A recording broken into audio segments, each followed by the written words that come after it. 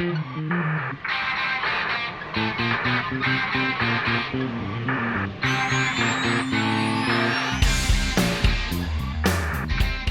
friends. Welcome back to Love Wrestling here. I'm Spencer Love, and he is the Matt Taven. Matt, it is great to have you on here, man, both personally and professionally. I am a huge fan of yours. We were talking about the personal experience that I had with you when you were here in Edmonton a couple of years ago. We'll get to that in a bit, though, man. How are you doing? Thanks for the time today.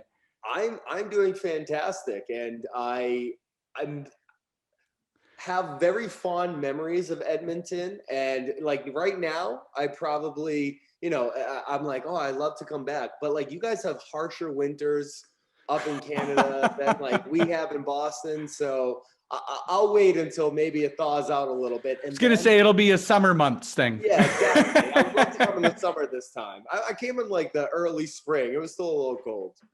Well, I got to see you, I think when I was doing my research, it was May 4th or 5th that you were here last year. I didn't get to, or 2 years ago, I guess by this point. The year change always screws me up at the start of a new year. Last year didn't happen anyway, so let's just say. Let's just count last year.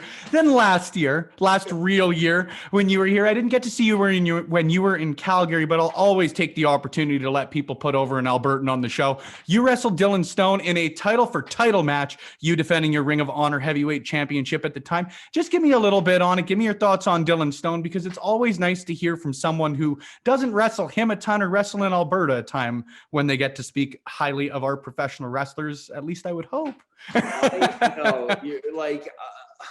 Man, I can't tell you how excited I was during the match with Dylan, because you especially when you've never met another wrestler before, you don't really know what you're getting into, and Yeah. We had some good kind of interaction with one another, but until you're in the ring, it could be completely different than you thought it was going to be. And I almost think that like probably halfway during that match, I just have a big smile on my face. I'm like, oh, this kid's really good. This is going to be great. And it's one of those things where it grounds you again, you know what I mean? And not to say I've done anything, but like when you don't get a chance to really wrestle in certain places a lot, you're not really aware of what the talent could be there. And when you see someone so good who, frankly, to me, I hope I hope he gets out more. I hope more people know who he is, because to me, it's like, there's like this hidden gem there. And to think of how many hidden gems are all over the place, it just goes to show you how good the wrestling talent is across the board these days. I completely agree, man. You mentioned there yourself, and I would completely disagree. You haven't done anything. You're the second ever ROH Grand Slam champ. You're the second ever person to carry a title in New Japan and CMLL and Ring of Honor. And as I mentioned, you defended the Ring of Honor Heavyweight Championship while you were here in Alberta. Just how cool is that for you, or how much more meaningful, I guess, does that make a championship when you get that opportunity to be a fighting champion, to steal the cliche? It's not like the WWE titles getting defended at the Legion here in Alberta at any point. And I just think, to be honest, it's a huge missed opportunity when you don't get to do stuff like that. It was very cool for me to see the ROH title in yourself here. And I think of it as how, because I've been a fan my entire life. So like, I always look at the guys who traveled the world and did all these things. And then like when you hear those cool NWA stories about like, Flair coming here and there and defending the title, to me, that's what the world championship is all about.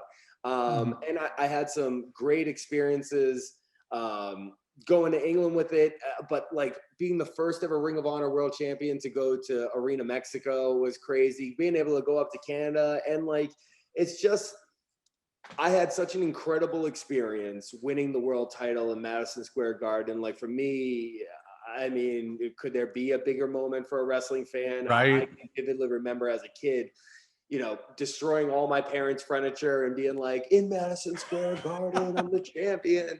And for it to actually come to fruition one day is just, it's a dream come true.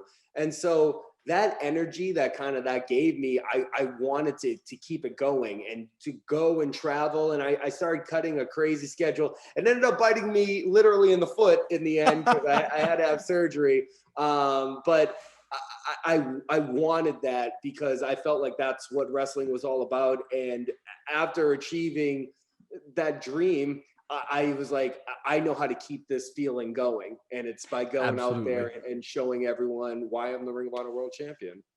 Hell yeah, man. Now you've had some time to let it breathe. Like you said, it's been about a year or a real year since you carried the heavyweight championship. I don't like using the word legacy, especially when I would have to guess sooner rather than later you would want to be going after that championship again. But when you look back at your Ring of Honor title reign, what would you say your legacy, or what would you say people looking back on your reign would say about Matt Taven's reign as world heavyweight champion? Well, I guess it would have to depend on who you ask. I've never been loved by the internet community, which it is what it is at this point. But I always felt like, I joke to other people in the locker room, like I'm the Rodney Dangerfield of wrestling. Like I get no respect. But I feel like a great artist, those people that go back and watch it now, it's hard to see any holes in it. And I took a lot of pride being the champion at that time. I mean, we knew what was coming. It was, half the roster had left on the last day of the year before. And there's only a couple of people that really would want to have that spot because it's not the best one to have, knowing what's coming down the pike. But that's what drives me as a competitor. You know what I mean? Like, not only have I been a wrestling fan my entire life, but I've been an athlete, someone who's been involved in some sort of sport my entire life, and someone who just has a competitive nature. If we're going to play Monopoly, I will go all 16 hours until I win. Or I'm flipping the board when I lose. Exactly. Or I'm accusing you. You're the banker. You've been cheating this entire time. One or the other is going to happen. So like, that competitive spirit in me is like, let's do this. Like, I'll take the heat. I'll throw it on my shoulders. Let's go back or let's go forward and I'll take the punches. And when you go back and you watch, I think me and Volador Jr., me and Tracy Williams, me and Flip, me, Jay Lethal, and Kenny King in New York. I'm sure I'm missing a bunch that later. Even I like the Alex Shelley match. There's so many. I mean, there was just match after match after match. And I'm every single month I'm putting out these videos, this new promo, having a new match with another person. And maybe I'm biased. Maybe it's me. I don't know. But I dare say anyone wants to go back and watch it. It's something that I'm very proud of. And I truly believe will be looked back at fondly when we get to look back at it with a little clearer heads with retrospective. Well, I believe it was with Chris Van Vliet that you said, we are wrestling historians. We are not March. So if you need a wrestling historian to have your back, I'm right here, man. It's a cool parallel as well, I think, because you referenced Bret Hart as one of your heroes or one of your idols growing up often. And I think it's a kind of similar situation that he found himself in sort of that 92, 93. Maybe where do you find yourself pulling inspiration from, I guess, as far as that title reign went, but where do you find yourself pulling inspiration from now that you have, I guess, objectively found that success in professional wrestling, for lack of a better way to put it? Well, I think, anyone who has the same competitive drive that I feel like I have turns that stuff that you hear, and you take the advantage of having rabbit ears and you turn that to drive you. You know what I mean? Oh, you think I suck. Oh, you think that I shouldn't have been champion. Oh, you think this and that. Oh, well, wait until I do it again and shove it in your face again. Like, you know what I mean? It's one of those things where it's like, you think you don't think I'm good? Well, watch everywhere I go and how I succeed every single time. And does that just keep you up at night? Because I sleep very well. So I think like you use those things, you use the hate, you use the doubts, and you use it to fuel you, and easier said than done.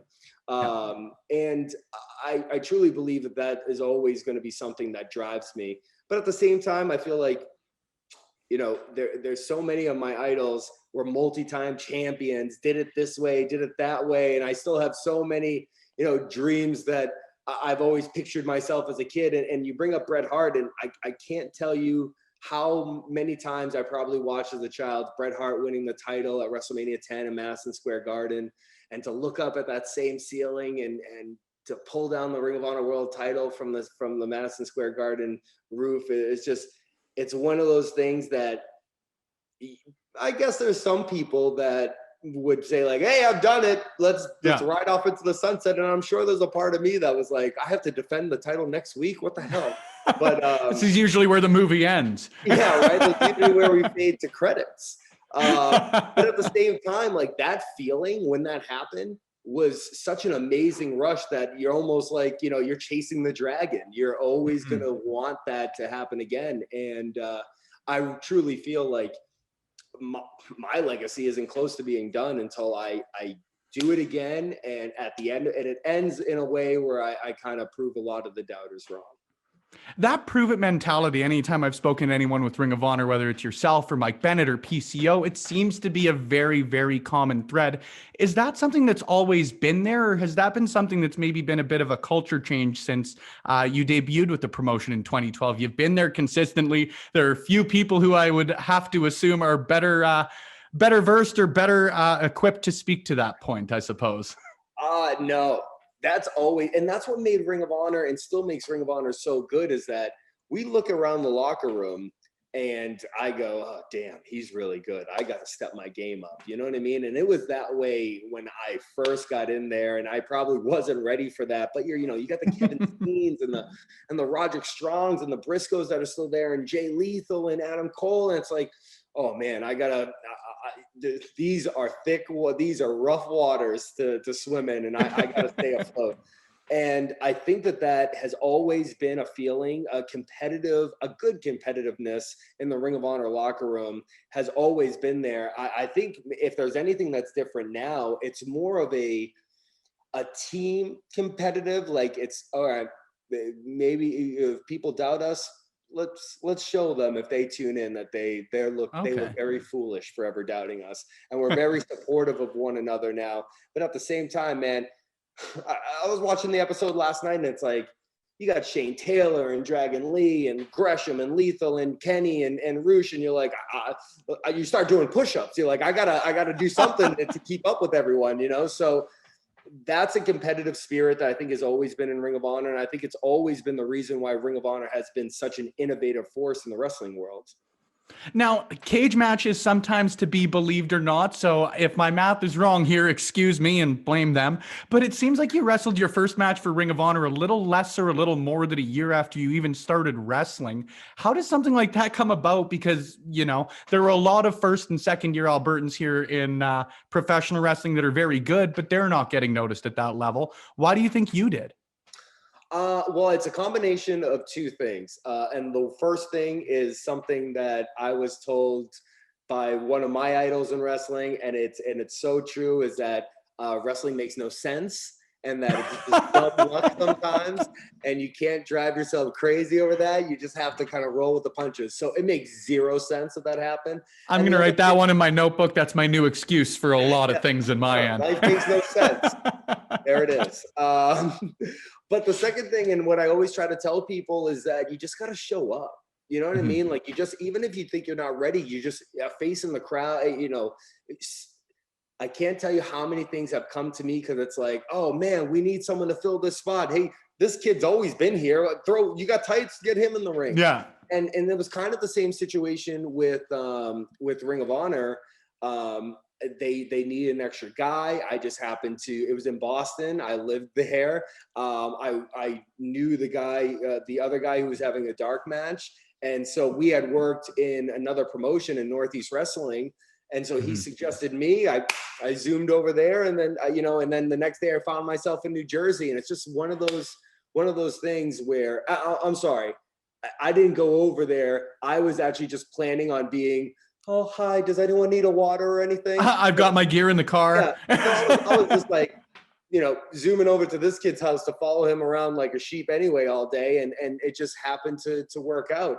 And that's kind of one of the biggest things in wrestling, is that opportunities come out of nowhere, and you have to take advantage of them, obviously, when they show up, but you also have to be there so the opportunity can exist in the first place. And it's just, I can't tell you how many, and it's one of the reasons why me and Mike Bennett are so close. I've gotten so many opportunities from just following him around like a puppy dog. I mean, I had those dark matches in '09 with Ring of Honor, only a year after I started wrestling. But later, once Mikey was kind of getting his footing in Ring of Honor, I was showing up to the TVs and just getting dressed up and helping out. And obviously other people knew who I was at that point. I'd been wrestling a little more time, but then an opportunity arose and I was able to fill that spot. So I can't tell you how many things. Probably Madison Square Garden probably never happens if I'm just not being, that annoying guy that's like, okay, I'll be in the back seat here. So I'll pitch for gas. I know I'm not on the card, but how much exactly. has it meant to you personally just to work with Mike Bennett again? Anytime you guys have done interviews together, separate, whatever it may be, you guys have talked about this has been the plan for 5 years. We've always talked about it. How cool is it that it's finally come to fruition for you? It's amazing. I mean, it's so cool to think that life can come full circle sometimes. And I can't tell you how weird of a feeling it was when, I blow out my ACL and he goes to TNA and it's like the world just spins around out of nowhere. Like we had a 2-year run where we're here and there and all of a sudden it's like, boom, bang, all of a sudden it exploded. Yeah. And that's something that you're like, holy moly, am I going to be able to come back without Mike? Like, am I going to be able to do this and that? And now we're back together with as totally different people, but the same guys at the same time, if that makes any sense. Like we're so different wrestlers. We're such different wrestlers, but Mikey's the kind of guy that you don't see in person for a year. And then you're making the same dumb jokes that you made 8 years in the past as soon as you see each other. So it's like one of those things where we both have the same kind of outlook on wrestling. Like I just love the fact that we get to wrestle. And the fact that now we get to travel again with your best friend is like, it's hard to pick better situations. So we're very excited. Obviously we haven't been able to do all the things that we've been talking about for the last 5 years, obviously with the pandemic going on and me currently entangled with another friend, Vincent. But it's been one of those things where it's like, we had this plan. We want to get back to the dominance that we had before. We know we're still going to get there at some point, but at least we have each other now, even though we haven't really gotten our hooks into the tag divisions as much as we would like to at this point.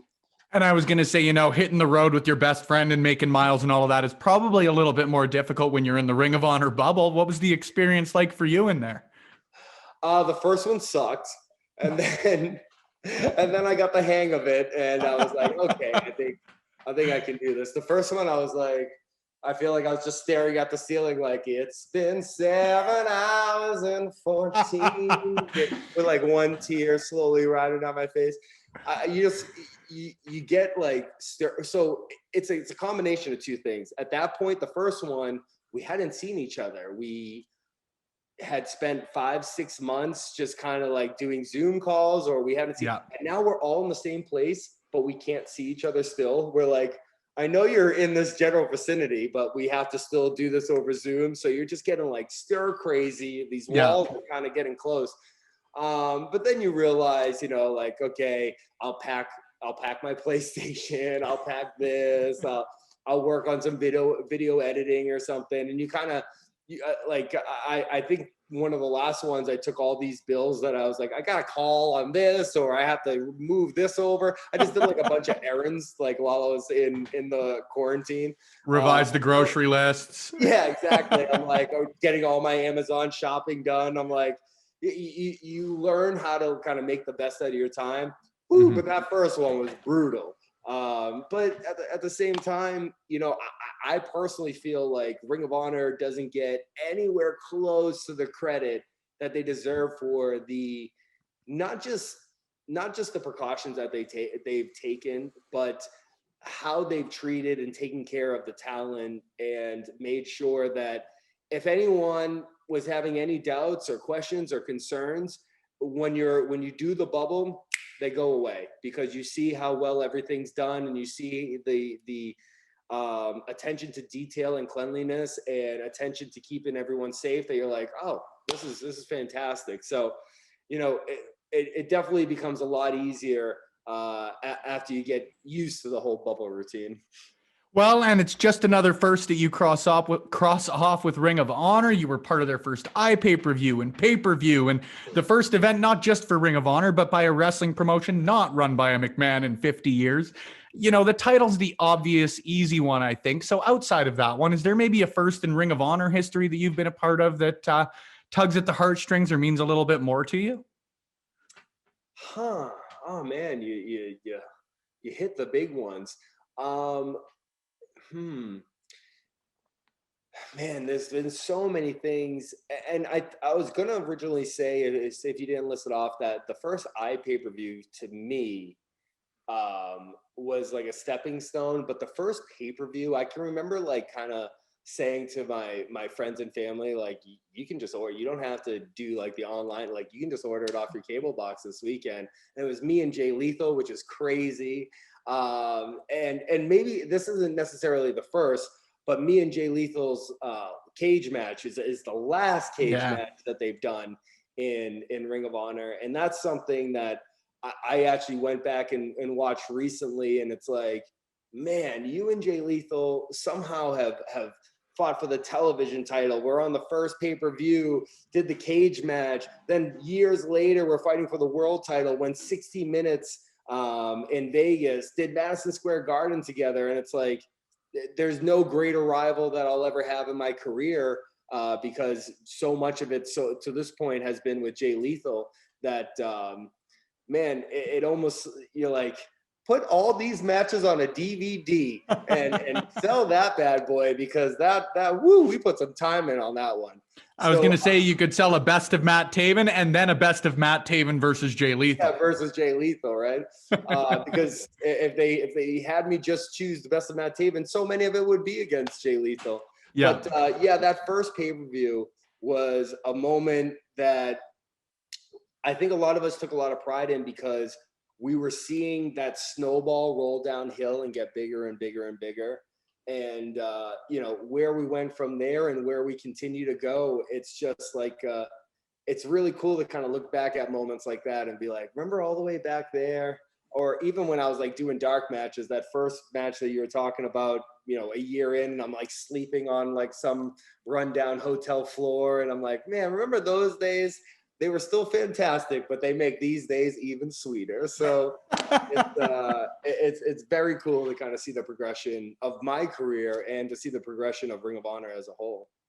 It's fantastic to hear, man. And it's even been fantastic to watch them be on the forefront of stuff like the content throughout the pandemic and happy hour with the bouncers, which I can personally tell you I have made very much a happy hour every so often on my end.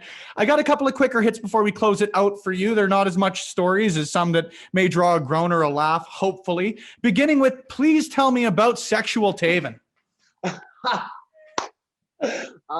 Sexual Taven came from a mix of a couple things. When my hair was longer and I let it like really free flow, I would have a Kenny G-ish look, which I heard a lot, which, you know, kind of went up my ass sideways sometimes. But then, you know, I started to get in the groove of it, and I would start doing a like little saxophone kind of pantomime to just make people laugh, because they would say I look like Kenny G.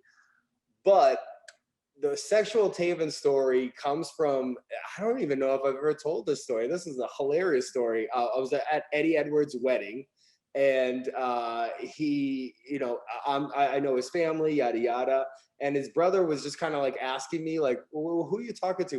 What I was doing or something, and I was like, oh, I don't, no one. Someone just asked me like a question. He's like, I don't know, just everything you do just comes off so sexual.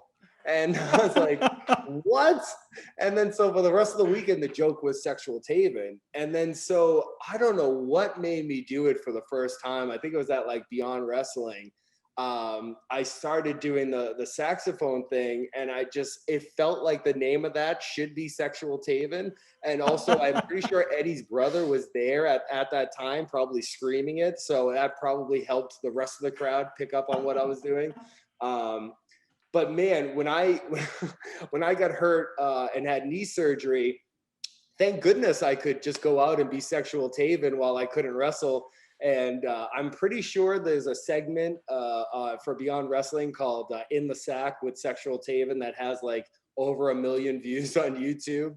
So, it's probably one of the funner things I've ever done. Probably not my, like I won't go back and have that as my film reel of here's my depth as a character.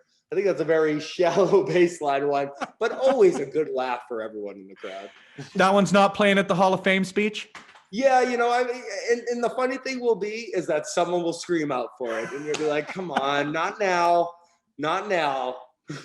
Well, I was going to say, until you said you didn't want it, if you needed the wrestling historian there. But I know you talked about it when you were speaking with Chris Van Vliet at length, and it's a great interview. So I'd suggest anyone watching, when you're done this, head and check that one out. But because he's on my dream list of interviews as well, I have to ask about Spike Dudley, because you made a great point as well in that he's a guy that I think a lot of people, and I mean this fully in the most complimentary way, would look at as a bit of a crash test dummy at some point. So just to give you another platform to do so, just tell me about the greatness of Spike Dudley as a professional wrestler. So I grew up in the Northeast. Well, I'm from the Northeast, and this is a very strong ECW, like flag bearing, like we repped ECW hard up here. And I grew up watching Spike Dudley. And I'm going to give you a match that will literally, if anyone wants to go watch this match, it will sum up everything I'm about to say. But I always thought of Spike, and maybe certain matches skip past me, as, this kind of blood and guts, hardcore guy, little guy would take crazy bumps. And I can remember going to train with him, obviously being excited because I'm a huge fan, but at the same time wondering exactly what I was going to learn. And I have no idea what I'm getting into when I'm getting into wrestling school in the first place. You know what I mean? I'm like, I don't know. I'm training with Spike Dudley. Maybe we're going to do table stuff first day. Who knows? But Spike Dudley's mind for wrestling is so advanced and I still to this day, I'm blown away by it. But his genius is that he knew what would make him the most money as that character, Spike Dudley, and leaned into it. At the same time, had all this other knowledge of wrestling. And if anyone wants to have a good, one to catch you off guard on your YouTube rabbit hole you might get into, RVD versus Spike Dudley. Beauty.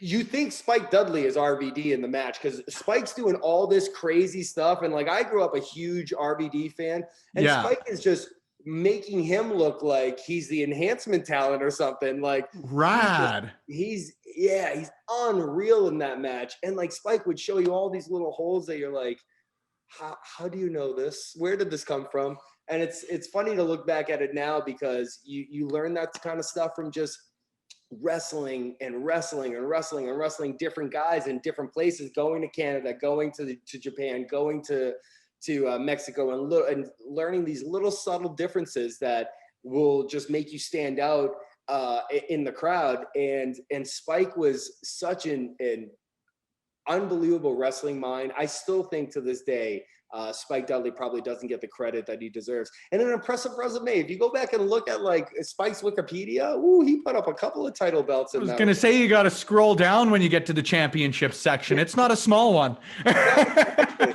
Spike put his work in, man. Spike, and I owe a lot to him. And him and Ryan Waters, who were the two guys that brought me into the Top Rope Academy or the Lockup School.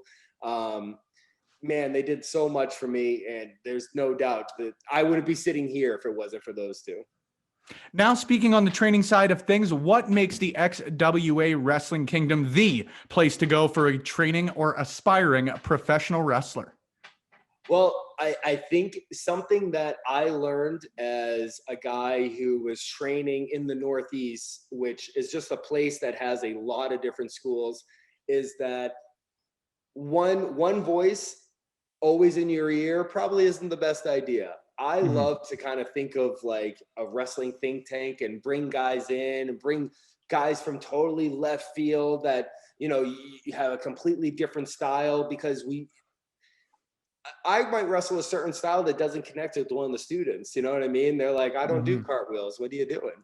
And so, and I've learned so much from guys that I just wasn't expecting, and different cool ways to get into your stuff.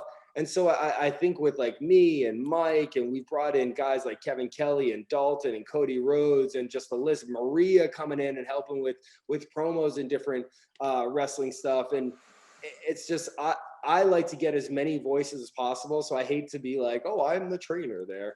Because to me, it's like, this is a wrestling school. Come on down, because it's a great place to kind of all put our heads together and learn.